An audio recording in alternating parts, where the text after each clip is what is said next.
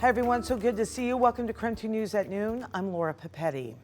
And we begin with this. The man accused of murdering 4 of his neighbors in Kellogg reached an agreement with the state of Idaho. Major John Kaylor is expected to plead guilty to the murders. Court documents showing that the agreement lowers all 4 first-degree murder charges to murder in the second degree. Now in Idaho, first-degree murder can result in the death penalty. Second-degree murder's punishment is no less than 10 years in prison or life in prison. Documents show the state also agreed to drop the felony burglary charge against Kaylor. Earlier this year, he admitted to shooting and killing 18-year-old Devin Smith, along with his 16-year-old brother, mom, and grandfather. Now, he claims Devin exposed himself and committed a sexual act through a window in front of his young daughter. Following this new agreement, Kaylor will appear in court for a hearing coming up on Monday at 3 p.m. That's where he is expected to enter the new plea. And of course, this is a developing story. And for any updates, you can visit us on our website. We have everything there on KREM.com. An investigation is now taking place after a woman was found dead in a field yesterday evening. The woman's body was discovered at about 4:05 p.m. and at this point, details on exactly what happened and how she died, those are unknown. It is still too early to tell if foul play was indeed involved. So let's take a look at what we do know. Neighbors told KREM 2 that this area is a popular dog walking location because of the open fields and dirt trails. Where the body was found was also near an electricity substation. Police have not identified any suspects in the case. And as mentioned, the details are pretty slim at this point. But once we learn new information as we continue to work the investigation, we'll certainly keep you informed. And a member of Spokane's Minnehaha Neighborhood Council wants to increase safety after police found 2 people dead last Friday. He says residents are indeed vigilant, but more police presence is needed. Anytime something like this happens, I don't care what neighborhood it is, it's always a sad day. So we don't like hearing about it. And I think that, I think the neighborhoods need attention and we need more infrastructure. We need more police out there. Neighbors telling KREM 2 the area is usually pretty quiet. However, some say they notice what they suspect are drug and property crimes happening. Spokane police say they are now collecting security video from the area where people were found. And a grand jury indicted 2 men for hunting and killing more than 3,000 birds over the course of 1 year.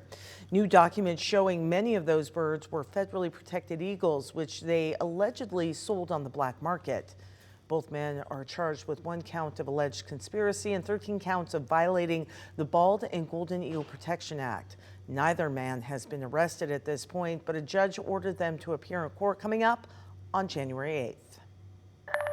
All right. Well, I know, but there you go. 12:03 right now.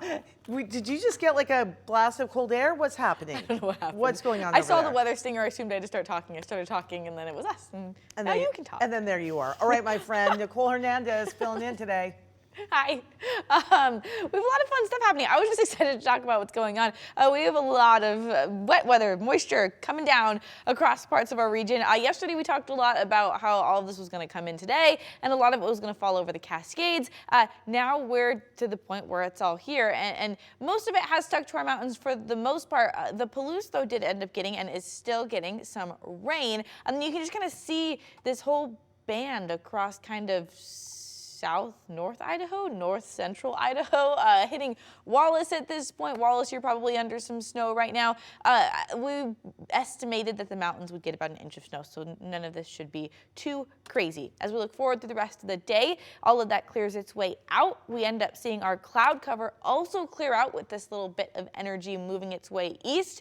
That cloud cover moving out does some stuff to our temperatures, which I'll talk about in just a minute. But for now, let's see if I can find it. Where are we at? There it is, Coeur d'Alene. Oh, okay, never mind. There you go. We'll check in with you in a few moments. In the meantime, we're taking a look at Northwest news. North Idaho College trustees granted board chair Mike Wagner authority to make decisions about litigation. Our news partners at the Coeur d'Alene Press reporting the decision coming 2 days before a hearing that included the college president.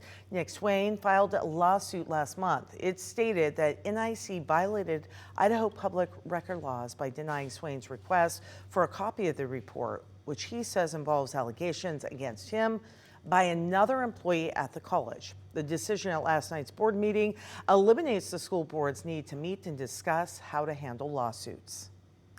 The price of a car tab is going up in Spokane Valley. The city council approved a $20 increase in tabs beginning next July. So those funds will be used to improve the roads. The city's communications manager says they budget about $8 million a year for road maintenance. They say these new funds from the car tabs will help supplement that budget. By maintaining these roads, we're decreasing the wear and tear on the drivers' vehicles. This is good for the community because we all use these roads. Other council members fear the increase in car tab costs will disproportionately impact people on a fixed income. The increase will begin on July 1st of next year.